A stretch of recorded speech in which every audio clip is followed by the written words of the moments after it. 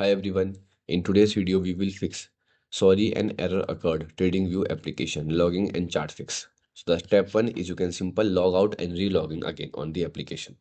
So to log out, go to menu, then after simple click on sign out. After signing out, you can simple open the app again and then sign in.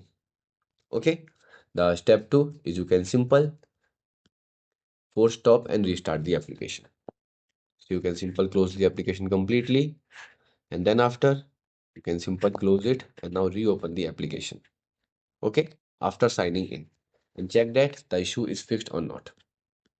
The step 3 is you can simple clear the cache memory. So to clearing a cache memory, you can simple open the app list, long press on it on your application, click on I button, and now go to storage and clear the cache memory. Also, if you want to again sign out, you can again clear the data.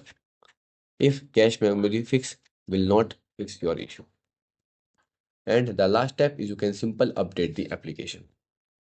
So to update, you can open the Google Play Store or App Store.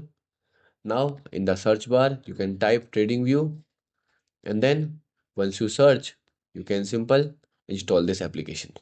So these are the steps that can help you to fix this problem. Goodbye.